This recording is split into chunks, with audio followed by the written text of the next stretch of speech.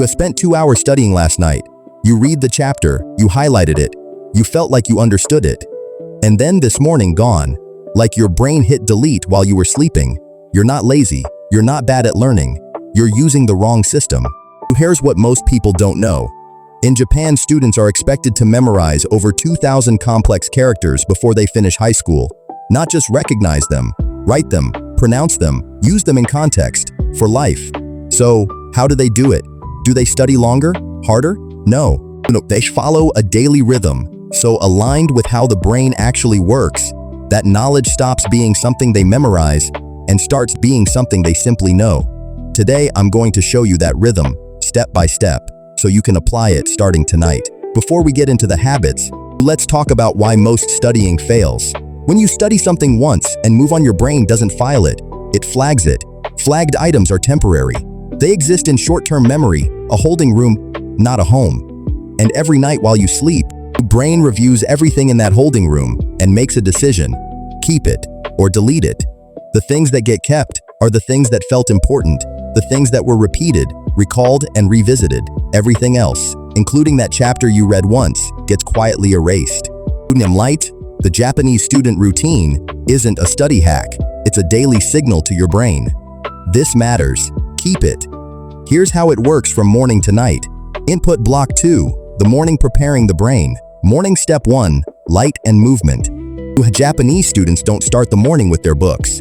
They start with their bodies. A short walk to school, stretching near an open window, even just 5 minutes outside in natural morning light. This isn't tradition for tradition's sake. Your brain runs on a circadian clock. When natural light, especially in the first hour after waking, is the strongest reset signal that clock has. When morning sunlight hits your retinas, your brain releases a precise pulse of cortisol, not the bad stress kind, the good kind, the not ordinary it trained to be sharp kind. This cortisol pulse primes your hippocampus, your brain's memory center for peak encoding. Translation: things you learn in the 2 to 4 hours after this morning. Reset sticks significantly better than things learned any other time of day, and movement amplifies it. Even 10 minutes of gentle movement, a walk, light stretching, a short jog increases memory recall by up to 20%. Not because you're burning energy, but because movement floods your brain with BDNF, a protein neuroscientists literally call miracle grow for the brain. It accelerates the growth of new neural connections. You don't need a gym, you need sunlight. And 10 minutes, that's it. The practice. Before you open your phone or book tomorrow morning, step outside, even to your balcony, even to a window. Let the light in. Move a little, you've just given your brain its best chance to remember everything you're about to learn. Morning step 2, recall before you learn. Here's where Japanese students do something most people never do. Before they start learning anything new, they spend 10 minutes recalling what they learned yesterday, not rereading, not reviewing their notes passively, recalling actively pulling the information from memory. With the books closed, this is the opposite of what Western students do. We obsess over input, reading more, watching more, adding more. Japan values output, the act of pulling knowledge out. And here's why that matters so much. Every time you successfully recall a memory, the brain strengthens the neural pathway to that memory. It's like walking a path through tall grass. The first time is hard, but each time you walk it again, the path gets clearer, wider, faster to travel. Passive rereading doesn't walk the path. Active recall builds the path. In neuroscience, this is called the testing effect. Studies show that students who test themselves on material remember up to 50% more a week later than students who reread the same material. 50% more from the same knowledge, just by pulling instead of pushing. The practice. Tomorrow morning, before you open your notes, grab a blank piece of paper. Write down everything you remember from yesterday's study session. Don't check anything yet. Just pull. Then open your notes and see what you got right and what you missed. That gap, the things you missed, is your priority for today. Morning step 3, the quiet ritual before serious study begins. Japanese students do something subtle, something that surprises most people. They slow down, arranging the desk neatly, pouring tea deliberately, and sitting in silence for a moment before beginning. This isn't ceremony for ceremony's sake. It's neuroscience dressed in tradition. When you create a consistent pre-study ritual, even a 3-minute one, your brain learns to associate that ritual with deep focus. It's a trigger, a cue, like a runner stretching before a race. The stretch tells the body, it's time. The quiet ritual tells your brain, this moment matters.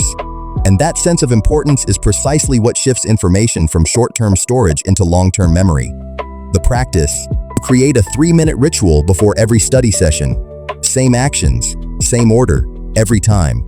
Clear your desk, make a drink, sit in silence for 60 seconds, then begin.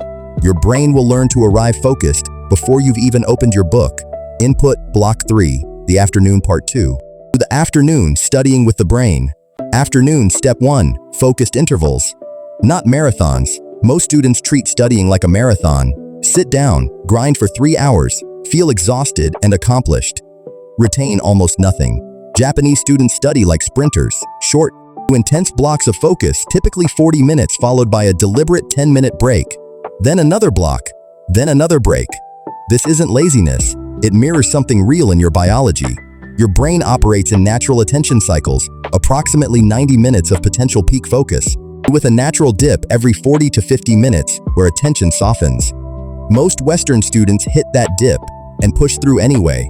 They trade quality for hours. Japanese students hit the dip and stop intentionally. They step back, stretch, look out a window, let the dip happen without fighting it. And here's the genius hidden in the break: when you stop studying right after learning, your hippocampus keeps replaying that material in the background. While your body is resting, your brain is actually organizing. It's filing, sorting, strengthening connections. You're not wasting time. You're letting the knowledge settle. The practice: set a timer for 40 minutes. Study with full attention for those 40 minutes. Phone away, one task only. When the timer rings, stop completely. Walk, stretch, drink water. Do nothing cognitively demanding. After 10 minutes, 3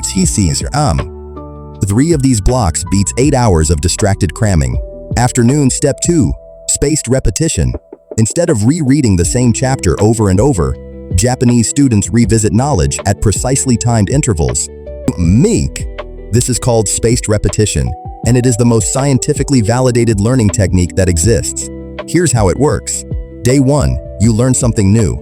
Day 2, you recall it briefly, 10 minutes. Day 4, you recall it again, 5 minutes.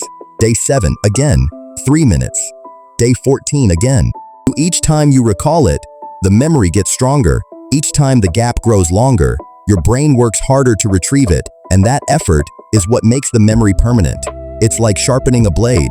Each pass makes the edge keener, until eventually, forgetting becomes nearly impossible. And here's what most people miss. Spaced repetition doesn't take more time. It takes less, because you stop wasting hours rereading things your brain has already decided aren't worth keeping. The practice: get a simple notebook or flashcard app.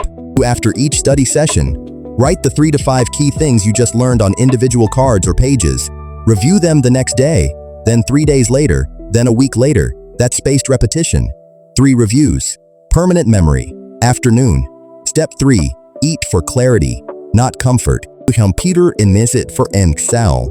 This habit is invisible to most people, but Japanese students practice it without thinking about it because it's built into their food culture. At lunch, they don't eat for fullness, they eat for function. Rice, fish, miso, vegetables, light, clean, slow digesting. Here's why this matters. When you eat a heavy, high-fat, high-sugar lunch, your blood sugar spikes, then crashes. That crash is the reason you can't study at 2 p.m.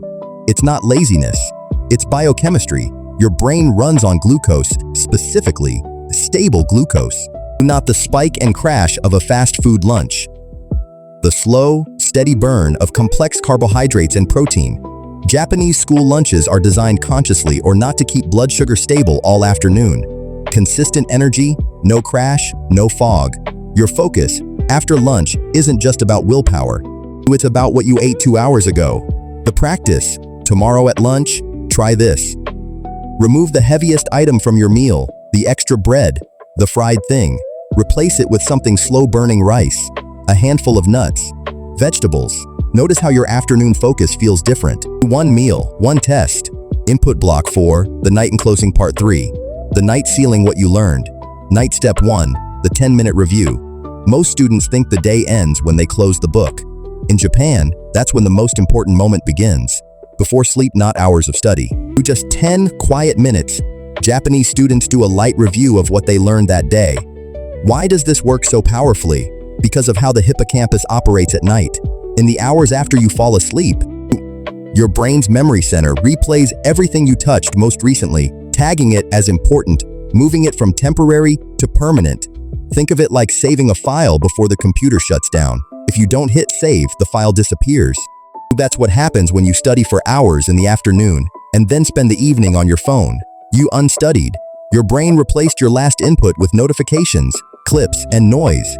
But if your last conscious input before sleep is the material you want to remember, your hippocampus spends the night saving that file deep into long-term storage. 10 minutes. Light review. No new material. Just touching what you already learned one more time before you close your eyes. 15 minutes before bed tonight. Close your phone and open your notes. Spend 10 minutes looking at today's key points, not studying, just reminding yourself of what you worked on, then close the book and sleep. Your brain will do the rest. Night step 2. Protect your sleep like it's sacred. Here's something Japanese students understand that most people don't. Deep sleep isn't just rest, it is the most powerful learning tool you have. During deep sleep, specifically the slow wave and REM stages, your brain performs its nightly maintenance, consolidating memories, pruning weak connections, strengthening important ones, throwing away the noise, keeping the signal. But this only happens in the deeper stages of sleep, which means every hour of shallow, disrupted sleep is an hour where your brain never gets to do this work. And shallow sleep is exactly what screens produce. Blue light from your phone suppresses melatonin, delaying sleep onset by up to 90 minutes. Even when you do fall asleep, your overstimulated brain takes longer to reach the deeper stages where memory consolidation happens. Late-night screens don't just cost you sleep, they cost you everything you studied that day. Japanese students intuitively protect the hours before sleep. Lights dimmed, screens off, calm environments, not because they're disciplined, because they understand the trade. Every extra episode, every late-night scroll is a withdrawal from the memory bank you spent all day filling. The practice: tonight, set a screen-off alarm 60 minutes before bed. Do not when you close your eyes 60 minutes before. Use that hour for your 10-minute review, then reading, then stillness. Let your brain shift into consolidation mode before you even fall asleep. Night step 3, one small win before sleep. The Japanese principle of Kaizen, continuous small improvement, doesn't stop in the afternoon. Before sleep, many Japanese students set one micro goal. Not a chapter, not a subject. One thing, one flashcard recalled, one sentence written in a journal, one concept explained to themselves out loud. Not because the volume matters, because the rhythm does. A day that ends with progress, no matter how small, creates something invisible but powerful momentum. Your brain registers. Today, I moved forward. And tomorrow, it makes starting slightly easier. And the next day, easier still. This is how small actions compound into massive knowledge, not through intensity, through unbroken rhythm. The practice: before you sleep tonight, pick one thing from today's studying, one concept, one fact, one word. Write it down in a small notebook beside your bed, or say it out loud once. One small win every night. That's your streak. That's your momentum. Night step 4, Mrr.Richer, the space before sleep. The final piece of the Japanese night routine isn't a habit, it's an absence. The Japanese concept of intentional space, the pause between things, after the review, after the one small win. Japanese students often sit in quiet for a few minutes before sleep. No phone, no music, no input, just stillness. Because after a day of receiving information, noise, the brain needs a transition, a gate between the active day and the restorative night.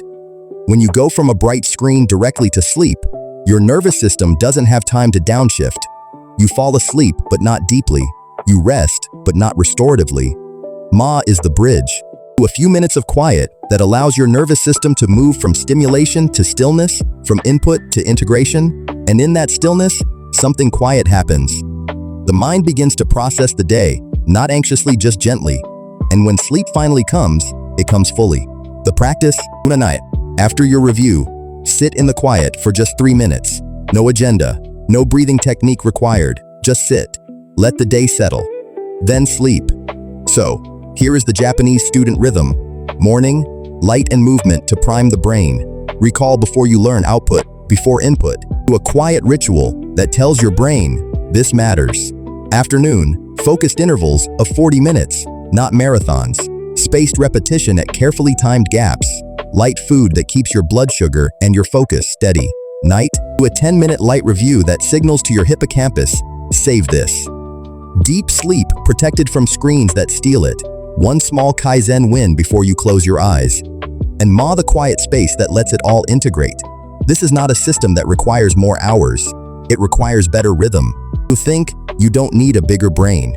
You don't need more willpower. You don't need to study harder. What you need is what Japanese students have always had: a daily routine built around how your brain actually works. Morning aligned, afternoon structured, evening sealed, night restorative.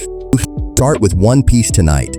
Just one, because every step of this rhythm, no matter how small, is a message to your brain. This information matters. Keep it. And over time, one quiet day at a time, your brain will. If this changed how you think about learning, subscribe to Shizuka Life. Every week, one video that takes the wisdom of Japanese culture and shows you exactly how to apply it to your real life. Calmer, sharper, more intentional. The next video is waiting.